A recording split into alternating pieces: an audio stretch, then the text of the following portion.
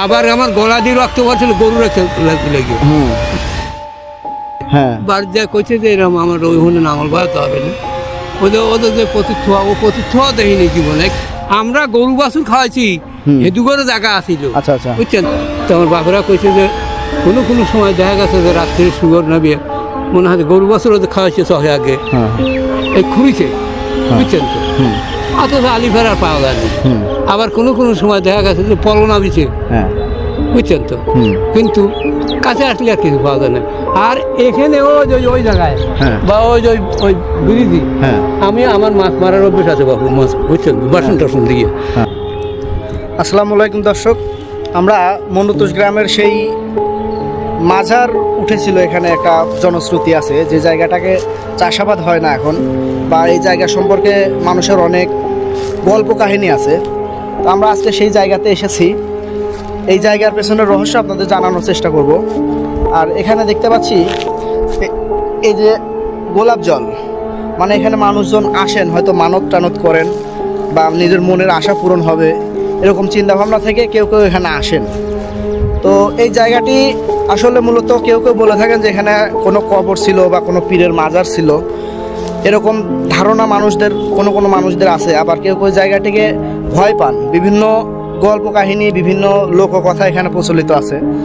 তো এই জায়গাটি সম্পর্কে আমরা আরও গভীরভাবে জানার চেষ্টা করব এলাকাবাসীর কাছ থেকে। আর জায়গাটার অবস্থান হচ্ছে ভাঙ্গুড়া উপজেলার মন্ডুতোষ মৌজার মধ্যে পড়েছে, এটা মন্ডুতোষ মৌজার মধ্যে পড়েছে। আর জমিটা আসলে এখানে ভাঙ্গুড়া উপজেলার আপনার দিয়ারপাড়া গ্রামের কোনো ব্যক্তির জমি হবে। এখানে কিন্তু এখন চাষাবাদ হয় না, এখানে চাষাবাদ হয় না। এই জায়গাটা আপনার পতিত থাকে, সবসময় এরকমই থাকে। তো এই জায়গার বিষয়ে আমরা বিস্তারিত জানবো, আপনারা ভিডিওটির সাথে থাকুন।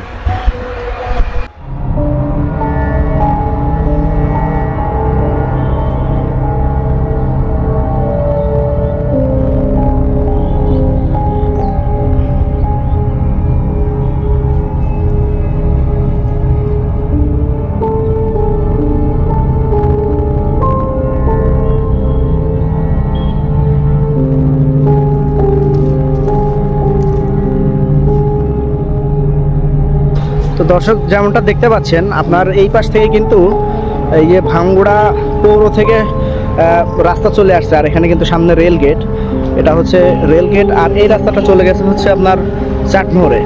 তো চাটমোহর থেকে আসতে এটা পরে হচ্ছে হাতের বাম পাশে, আর ভাঙ্গুড়া থেকে আসতে এটা পরে হচ্ছে হাতের ডান পাশে। তো এই জায়গাটার অবস্থান কিন্তু এই যে আপনার খুঁটিটা দেখতে পাচ্ছেন, কারেন্টের খাম্বাটা দেখতে পাচ্ছেন, এখানে যে পতির জায়গাটুকুন পড়ে আছে, এই যে আমার আঙ্গুল সোজা দেখতে পাচ্ছেন, এই জায়গাটা হচ্ছে সেই জায়গা। তো এখানকার নানান রকম গল্প কাহিনী মানুষের মুখে মুখে আছে। এখানে দেখা গেছে কিছুদিন আগে আপনার একটা উরস টুরস এরকম পরিবেশের সৃষ্টি করা হয়েছে, এরকম করা হচ্ছিল বছরখানেক আগে। তো এই জায়গা সম্পর্কে আপনাদের সব কিছু জানানোর চেষ্টা করব। আর আপনারা ভিডিওটি দেখতে থাকুন আর ভিডিওর সাথে থাকুন। অবশ্যই বঙ্গমাটি চ্যানেলটি সাবস্ক্রাইব করে রাখবেন এবং ভিডিওটি ভালো লাগলে লাইক, কমেন্ট ও বন্ধুদের সাথে শেয়ার করে দেবেন। ধন্যবাদ।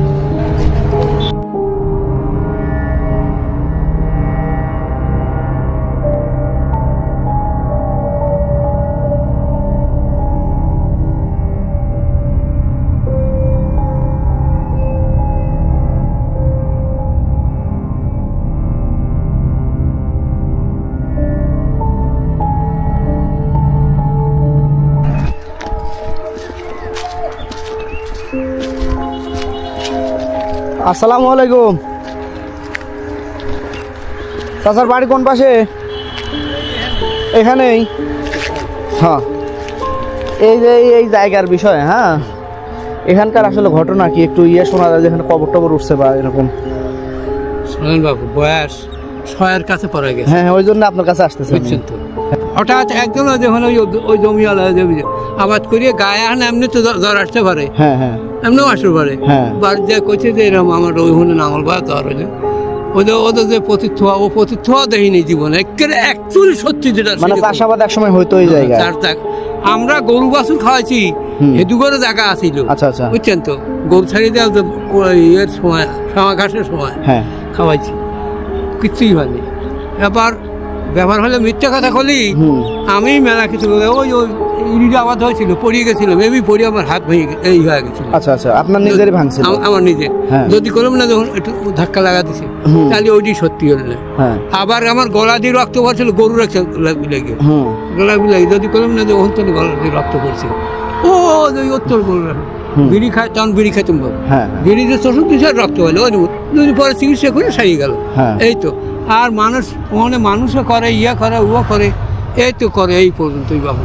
কিন্তু এই ফুফুরো পীর সাহেব দিয়েছিল, সে কইছিল যে ওখানে কেন কিছু নাই, এটা বিলে ধারণা করিল। তবে আমরা মুসলমান যেখানে যদি ওখানে আপনারা কিছু করবে চান, মাদ্রাসা টাদ্রাসা করবে চান, করবে পারেন, কিন্তু কোনো কিছু নাই, এই কথা বলেছিল।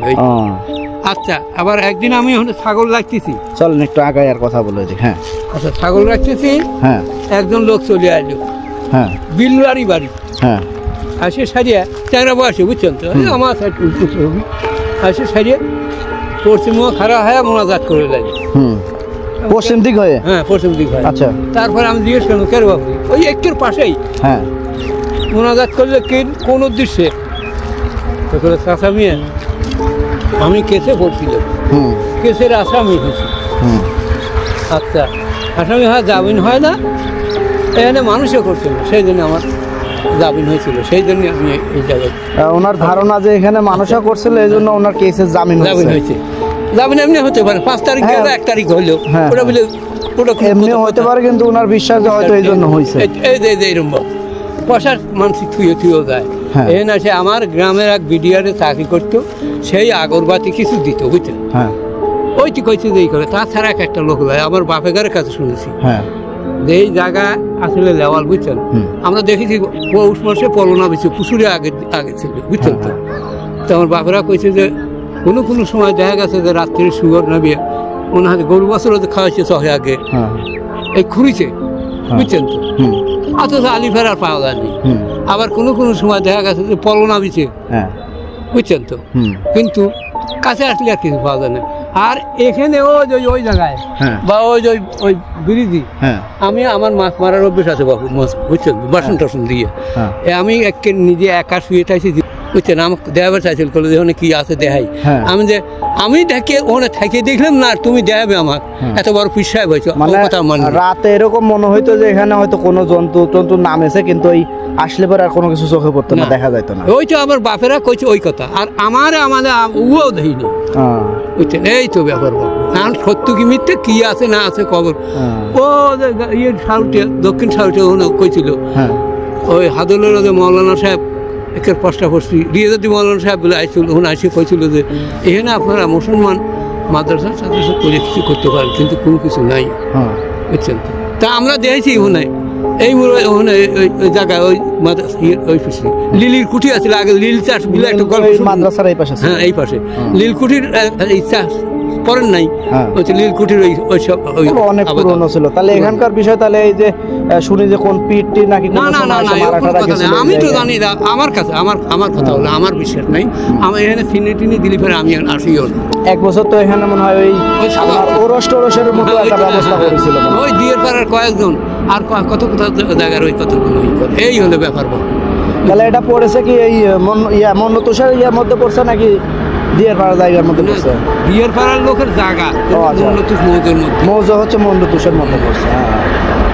এই তো এখন কি আর তারা জানে কি দেহে, ব্যাপার হলেও না এখন কল হয় না, বা মুটিয়ে পানি নেয় না, টাকা দেয় ফিস, স্বপ্ন দেখে, নামাজ কালাম করি, ইয়ে পরে কত ভালো ভালো লোক যায়, দেখে না। এই আবার একটা বড় মৌলানা সাহেবও যাতে গেলে আমি ওই ব্রিজের পর খারাপ আছে, বাবুজি ওখানে সব রিসেন্ট গাড়ি শেখায়, ওখানে বলে পীর আছে, বাবুদের সব বদমাইশ করে, কামড়া শুয়ে আছে, পীর যে শ্রেণী থাকে, হ্যাঁ, রিসেন্ট গাড়িছে, রিসেন্ট গাড়ি কি করছে, পিডি করতেছে, খেদমত করতেছে, খুবই লাগে, বুঝছেন তো।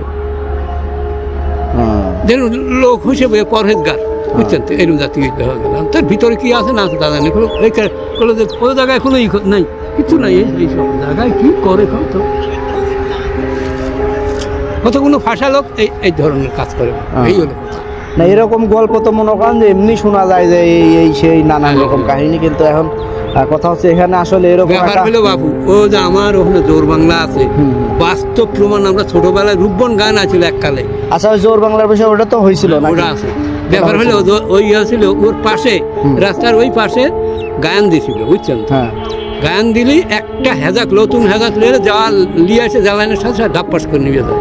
গায়ন বাজনা যারা গায়ন করলে তাকে আর গলা টলা দেবে গেল। যখন অন্তত সরালিয়ে যা ওই মুরো পুষ্কুনি পার দিল, আর কোনো কিছু নেই। জোর বাংলার বিষয়টা সত্য, ওটা সত্য। আচ্ছা, ওখানকার ওই এখন আবার কত ফসল বাই করতেছে, যখন হিঁদুর জায়গা আছিল, এখন জোর বাংলা ধরছে, এতগুলো ফসল বাই করতেছে, বুঝছেন তো? জোর বাংলা তো ওই আপনি যে ইটের ওয়াল গুলো করেছে, ঘর করেছে, ওগুলো তো পরে করেছে, তাই না? আমার বাপেরাও কাজে ওইরকমই দিয়েছে, আমার বাপের দাদারা, মানে ওইটা ওইরকমই উঠছিল, মানে পরে আর রাজমিস্ত্রি দিয়ে এগুলো করাই নাই? না না, ওই যে বেকা ঠাকা যেগুলো, ওই যে আলাদা যেগুলো সেগুলো ওইগুলো করেছে, করার মতো যেগুলো। তাছাড়া বাংলা ঘরতে দেওয়া ওগুলো সেই কালেই হয়েছে। তাহলে ওটা হচ্ছে এই এক রাতে উঠছিল নাকি? তো আমার বাপেরা দাদারা বেলা গল্প করছিল যে ওই চাটমোহর আরো কোনো জায়গায় এক রাত্রি বেলা হয়েছিল। আচ্ছা, তাহলে ওখানে আপনার জোর বাংলার যে পাশে যে একটা মুরব্বী ছিল, পাগল হয়তো বছরে সিজনালি, উনি আছে না মারা গেছে? মারা গেছে উনি, না? জলিল নাম, জলিল, হ্যাঁ জলিল। এই তো ব্যাপার বাবু। তাহলে এখানকার বিষয় এক একজনের এক রকম ধারণাটা সত্য মিথ্যা কিছু কেউ কেউ গল্প করে। আমি নিজে ওই ঘাস কাটেছিল, ভালো ঘাস হয়েছে, প্রচুর তুইছে, ঘাস হয়েছে, গরু বাছুর গুলি খাওয়াইছে, আমার গায়েটা জ্বর টর আসা হলো, তাও আসে না। আবার কেউ কাজ যে জাতি গেলে আমি হুনে ঠিক করছি, জ্বর আসে, টাকার বলে জ্বর আসে, কাকার জ্বর, আমার তো আসে না। এই তো ব্যাপার বাবু। আচ্ছা আচ্ছা, এই হলো বাবু। ঠিক আছে চাচা। তো বন্ধুরা, শতবর্ষী এই চাচার মুখে শুনতে পেলেন এই জায়গা নিয়ে এক একজনের এক এক রকম মতামত রয়েছে। তবে এটা হোক কোনো ভৌতিক জায়গা বা হোক কোনো পবিত্র জায়গা, পাবনা জেলার আশেপাশে যারা আছেন বা যারা এই জায়গা সম্পর্কে জানেন, তারা আমাদেরকেও জানাতে পারেন আপনাদের মতামত। আর চাচার মুখে শুনতে পেলেন এই এলাকার জোর বাংলা ও নীলকুঠির সম্পর্কে। তো জোর বাংলা সম্পর্কে আরো বিস্তারিত জানতে, যা কিনা এক রাতের মধ্যে অলৌকিকভাবে সৃষ্টি হয়েছিল, এখনই বঙ্গমাটি ইউটিউব চ্যানেলটি সাবস্ক্রাইব করে রাখুন। আর ভিডিওটি ভালো লাগলে বন্ধুদের সাথে শেয়ার করতে পারেন।